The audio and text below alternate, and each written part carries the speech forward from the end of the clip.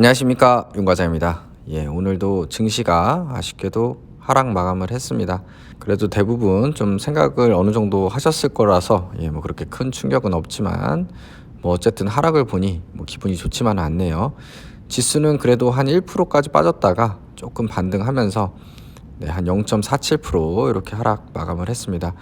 아무래도 그동안 오른 것도 있고 또 이제 설날을 지금 앞두고 있잖아요. 설 연휴 전에 왠지 심리적으로도 왠지 좀 현금을 확보하고 싶죠. 그런 부분도 있어서 아무래도 좀 이번 주는 조금 조정을 받는 한 주가 되지 않을까 좀 싶고요. 코스닥 같은 경우는 그래도 강보 수준에서 이렇게 상승해서 마감을 했습니다.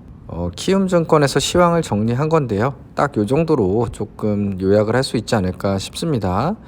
외국인 순매수가 코스피로 이렇게 강하게 유입된 이유가 중국 포함한 신흥국 주식 비중 확대에 따라서 그럼 이제 패시브 수급이 유입된 부분도 있고 또 삼성전자가 실적 쇼크를 내세웠는데 그게 오히려 저점이다. 또 최근에 달러가 약세였죠.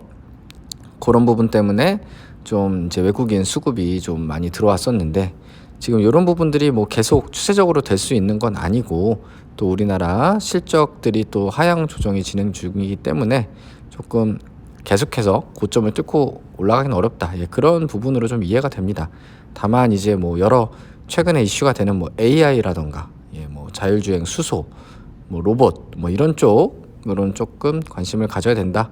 이 정도였고 이 정도로 좀 요약이 되지 않을까 싶습니다. 그래서 오늘은 뭐 기관들이 좀 매도를 하는 모양새였고요. 개인만 매수를 했지만 그래도 증시를 뭐 받치기엔 역부족이었고 오늘 제 보유 종목들 보시면은 좋지 못했습니다. 코스피 같은 경우는 뭐 본전, 하이트진로, 로케 정도가 좀 버텨줬고 로케는 장중에는 그래도 플러스까지도 갔었는데 뭐 마무리는 어쨌든 이렇게 좀 본전 수준에서 마무리가 됐고요. 나머지 종목은 전부 이렇게 하락 마감을 했습니다. 롯데케미칼 같은 경우는 내일 유상증자 청약을 앞두고 있습니다. 그래서 신주인수권 매도 안 하신 분들은 뭐 반드시까지는 아니지만 당연히 지금 18만 7천 원인데 우리 또 유증가는 14만 3천 원이니까 당연히 유증에 참여하지 않을 이유는 없을 것 같습니다. 그래서 뭐 필요하신 분들은 초과 청약까지 해가지고 뭐 받을 수 있을진 모르지만 기회를 잡으셔야 될 것 같고 저도 당연히 유상증자에 참여를 할 예정이고요. 나머지 전부 좀 하락을 했네요. 포스코 같은 경우도 그래도 30만 원은 버텨줬지만 다시 또 하락세로 접어들었습니다. 개인적으로 30만 원은 좀 지지를 해줬으면 좋겠습니다. 30만 원 또 깨지고 또 지지부진한 또 흐름 지겹잖아요. 그래서 30만 원은 지지를 여기서 해주고 다시 또 한 단계 좀 올라섰으면 좋겠고요. 그래도 역시 주가를 예측할 수 없기 때문에 이렇게 오를 때도 계속 오를 것 같지만 그죠? 조금이라도 수익을 챙겨놓기를 잘했다라는 생각이 들고요. 인버스를 또 그 매도한 걸로 샀기 때문에 오늘 인버스 부분은 수익 실현을 했습니다. 그래서 코스닥 같은 경우는 오늘 지수가 조금 올랐고 제 보유 종목도 코엔텍 빼고는 조금씩 올랐습니다. ENF 2% 정도 올랐고 그래서 코스피보다는 조금 나은 흐름을 보여줬고요. 관심 종목도 대부분 하락한 가운데 그래도 우리 브리지텍이 7%나 상승을 했습니다. 장중에는 뭐 16%까지 올랐습니다. 그래서 참 아쉬운 종목이기도 한데요.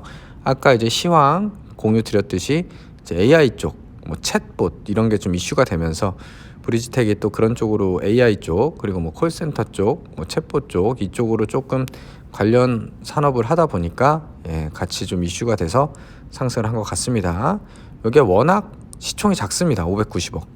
그러다 보니까 조금만 수급이 들어와도 금방 올라가는 그런 흐름을 계속 보여주고 있습니다. 그리고 우리 금융지주 같은 경우는 잘 버텨줬지만 오늘 금융주들도 좀 그동안의 상승세가 좀 꺾이는 모양새였거든요. 어제 미국 증시에서 골드만삭스가 어닝 쇼크를 보여줘서 좀 그런 부분들이 좀 안 좋은 영향을 준 것 같습니다.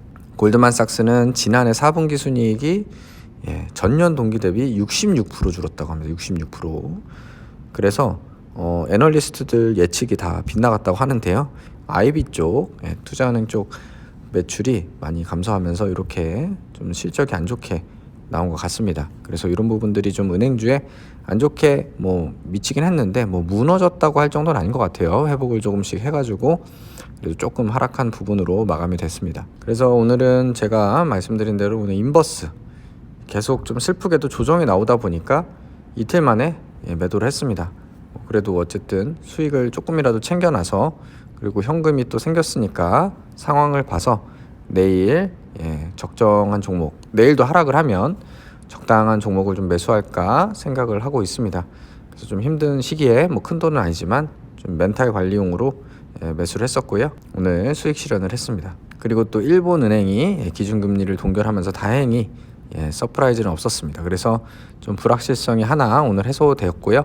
조금 이 부분을 핑계로 좀 반등 나오길 기대를 했는데 생각보다 반등폭이 크지는 못했습니다. 그래서 제 보유 종목을 보시면 오늘 코엔텍 빼고 조금씩 올랐지만 계속 요 모양이네요. 그래서 코스닥 계좌는 큰 변화가 없습니다. 그래서 현금을 제가 많이 확보하게 되면은 이제 미코나 ENF 같은 거 사실 추가 매수를 해도 되거든요. 근데 지금 현금 비중이 적다 보니까 당연히 조금 조심스럽게 좀 매매를 할 수밖에 없고, 그러다 보니까 계속 좀 쳐다만 보고 있을 수밖에 없습니다. 그리고 이제 코스피 계좌 보시면 이쪽에 이제 인버스를 아까 보여드린 대로 매도를 하면서 실현손익 23만 원, 소고기 값을 또 벌었고요. 수익을 낸 것도 낸 거지만 딴 거보다 이제 또 현금이 또 생겼잖아요, 하락장에. 그러다 보니까 이제 다른 종목들 좀 매수를 고려하고 있습니다. 예를 들면 신세계 INC 같은 경우도 혹시라도 좀 더 하락한다면 하락률은 적긴 하지만 매입 금액이 1,000만 원 정도, 1,200 정도로 좀 적기 때문에 이런 거 일단 매수해가지고 좀 탈출을 조금 시도해 볼 수도 있고요. 아니면 마이너스가 큰 거를 매수할 수도 있고, 그거는 좀 상황에 따라서 좀 내일 또 모레 이렇게 이번 주 상황을 보면서 대응할 수 있도록 하겠습니다. 포스코 같은 경우 그래도 아직 플러스로 유지를 해주고 있고, 롯데케미칼 마이너스 5% 잘 버텨주고 있습니다. 지금 사실 시황은 안 좋습니다. 롯데케미칼. 참 제 보유 종목을 자꾸 이렇게 얘기하는 것도 그렇지만 팩트는 팩트대로 말씀을 드려야 되니까 지금 에틸렌 스프레드가 굉장히 안 좋습니다. 그래서 사실 1분기 실적 좀 기대가 안 되는데요. 어쨌든 주가는 잘 버텨주고 있으니까 유증도 참여하고, 또 상황을 봐서 본전이라도 오면은 얼른 탈출하려고 생각을 하고 있습니다. 국내 증시의 환멸이 참 환멸이 날만하죠. 작년에도 러시아 다음으로 주가가 많이 빠졌다고 하는데 참 힘든 국내 증시인 것 같습니다. 그래도 또 반대로 생각하면 또 이런 뉴스가 많이 나올 때가 또 저점일 때가 많았으니까 오히려 환호할 때가 고점일 때가 많고, 또 그런 생각을 하면서 또 버텨야 할 것 같습니다. 일단 설날이 다가오기 때문에 이번 주 조금 큰 흐름이 나오지 못할 수도 있겠지만 장기전이라고 생각하고 하루하루 대응을 하고 그게 모여서 큰 수익이 되시길 바라겠습니다. 오늘도 감사드리고요. 좋아요 부탁드리겠습니다. 감사합니다.